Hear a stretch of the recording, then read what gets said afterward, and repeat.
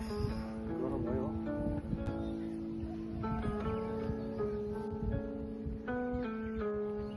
साइली भाउजूको पनि निम्तो दिइहाल्नु पर्यो यो घरिघरि को आउने हो अब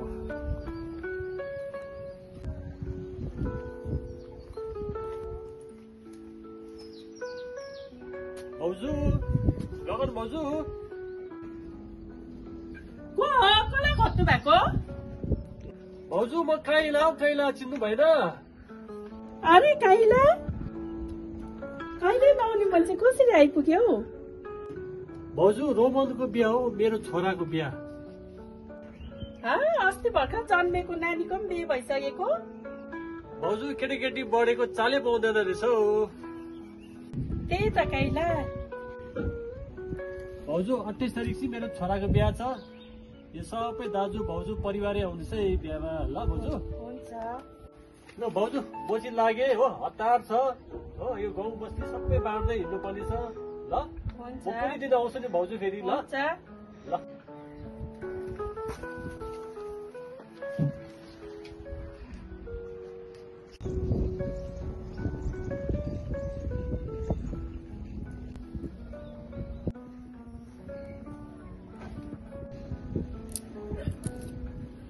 रामकुमार के छ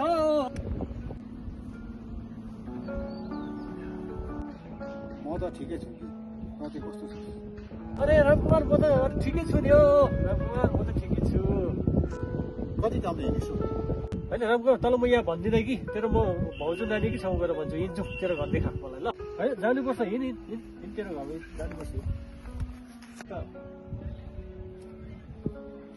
होइन भाउजू नानीहरू चाहिँ कहाँ छ अब भाउजू नानीहरू किन भन्नु लागि म भन्छु नि तिमीलाई आइज न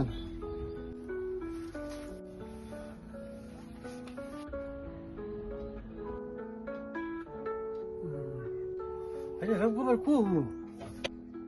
मेरो छोरा हो नि दिवस चिनिनुहोस् तैँले होइन के भयो यस्तो हो यो चाहिँ अनि के भन्नु नि के पानी खाने अरे पानी त छैन रहेछ त पर्छु ओ पर्छु हजुर दाजु ल भाइ पानी ल्याइदिनु पानी खुवाइदियो ल अच्छा दाजु अन्त भाउजू चाहिँ खै हो भाउजू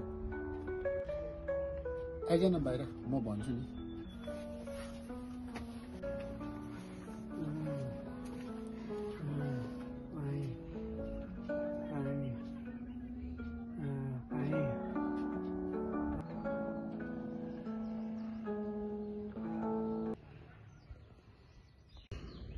अनि भाउजू चाहिँ खै हो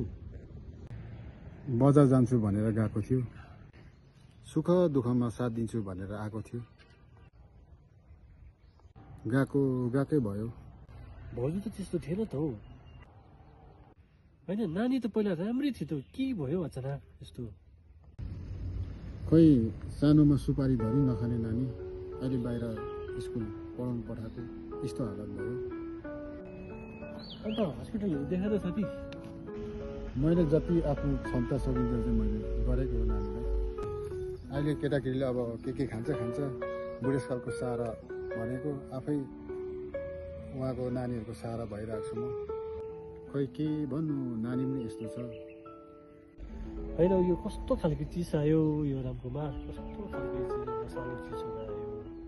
कहिला मेरो सास रन्जेलसम्म मेरो छोरालाई स्याहार्छु